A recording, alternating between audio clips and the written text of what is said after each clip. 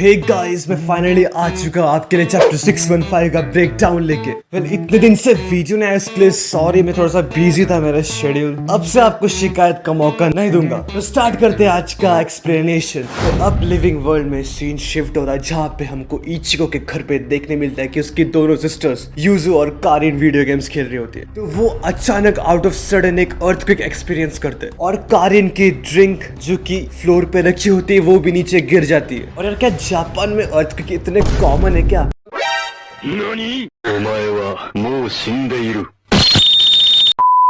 नहीं, यहाँ पे अर्थक्वेक आया और उसको उस बात की टेंशन है कि उसकी ड्रिंक, उसका जूस गिर गया। देन यूजू बोलती कि रहने तो मैं साफ कर देती हूँ। देन कारिन विंडो के बाहर देखती है, नोटिस करती कि ये अर्थक्वेक कुछ ज्यादा लंबा है, क्योंकि यूजुअली जो अर्थक्वेक आते हैं वो कम मैग्नीट्यूड के होते हैं एंड कुछ सेकेंड्स में वापस से कंडीशन बैक टू नॉर्मल हो जाती है। बट ये चीज कारिन को बहुत अजीब लगती है कि ये अर्थक्वेक इतना ज्यादा लंबा, ये अभी तक चल रहा है। सो अब नेक्स्ट सीन शिफ्ट होता है सोल किंग पैलेस में। तो हम देखते हैं कि सोल किंग का बॉटम हाफ वाला पार्ट वो सॉलिड ऑब्जेक्ट के साथ जमीन पे गिर जाता। Have a break. Have a Kit Kat. और युहाबा इचिको से बोलता है कि जैसे कि मैंने कहा था इचिको, इट्स टू लेट। बिकॉज वैसे भी ये तुम्हारे हाथ से ही होना था। तुम्हारे यहाँ आने का सिर्फ एक ही रीजन था, सोल किंग को फाइनल ब्लो देना। ये सब कुछ तुम्हारे हाथ से ही होना था। आखिर यही थी तुम्हारी डेस्टिनी।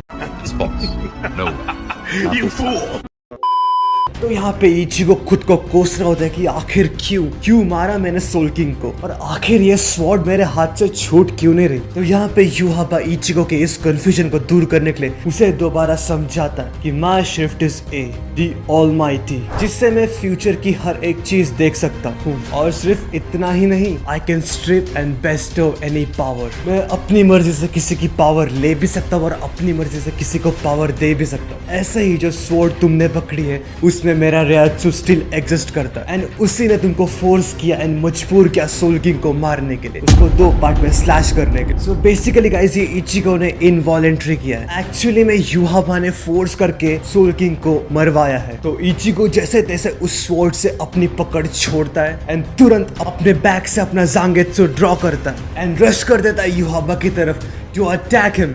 बट यहाँ पे युहाबा उसका अटैक एफर्टलेसली एक हाथ यूज करके ब्लॉक कर देता है और उसे बोलता है कि तुम्हारे पास अब भी कोई वजह है मेरे से लड़ने की। इचिको ये जानने के बावजूद भी कि सोल सोसाइटी कुछ ही पल में डिस्ट्रॉय होने वाली है। एंड मीनवाइल इस दौरान नीचे सेरेते में लैबोरेटरी की सीलिंग, उसका रूफटॉप भी टूटने लगता है। तो शिनिगामी सोचते कि कहीं किसी एनिमे ने अटैक तो नहीं कर दिया। तो सोएफन बोलते कि नहीं, ये एनिमे अटैक नहीं है, बिकॉज यहाँ पे किसी भी एनिमे का रियात्सु मौजूद ही नहीं है। तो उराहारा एकदम शॉक होके बोलता है इसका मतलब सिर्फ एक ही है, soul king is dead, soul king मर चुका है। तो ये सुन के सभी की आंखें फटी की फटी रह जाती है। शिंजी एकदम शॉक होके हड़बड़ाते हुए बोलता है कि व्हाट द हेल, ये कैसे हुआ? स्क्वाड 0 क्या कर रही थी? एंड इचिको वो भी तो गया ना वहाँ पे सोल किंग को बचाने के लिए। What the fuck are you doing? तो उराहारा एकदम डिप्रेस्ड होके बोलता है कि मैं तो इस बारे में सोचना भी नहीं चाहता, बट अगर मैं एक रीजनेबल अजम्पशन करूँ तो उन्होंने स्क्वाड 0 को वाइप आउट कर दिया होगा और कुरोसाकी इचिको वो भी टाइम पे नहीं पहुंच पाया होगा। और उराहारा बोलता है फिर कि जैसे कि ये परिस्थिति है, जैसे कि ये सिचुएशन है, इससे एक बात तो पक्की है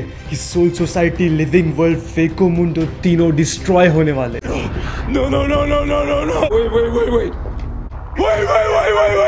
देन वापिस से सीन जाता है रॉयल पैलेस में, जहाँ पे हम देखते हैं कि युहाबा इचिको को समझा रहा होता है कि सोल किंग को बनाने का एक ही रीजन था, सोल सोसाइटी और पूरी दुनिया में एक स्टेबलाइजेशन बनाए रखना, एक बैलेंस बनाए रखना। पर अफसोस वो उम्मीद तुम खो चुके हो इचिको। सोल सोसाइटी और जो कुछ भी उससे कनेक्टेड है, टांगाई, लिविंग वर्ल्ड, फेको मुंडो, सब कुछ नष्ट हो जाएगा।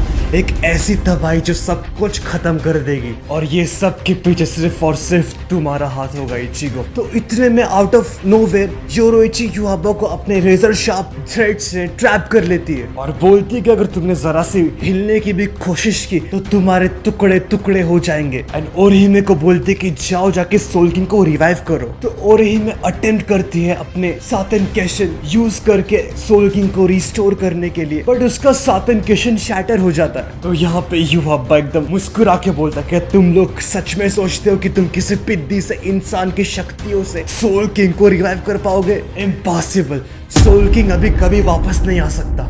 तो इसी के साथ गाइस 615 का होता है दी एंड। अगर आपको अच्छा लगा चैप्टर तो कमेंट में जरूर बोलना एंड लाइक करना एंड सब्सक्राइब करना आगे और चैप्टर्स का एक्सप्लेनेशन आपको ताकि मिल सके। सो मिलते हैं अगले वीडियो में, तब तक के लिए सायोनारा गाइस।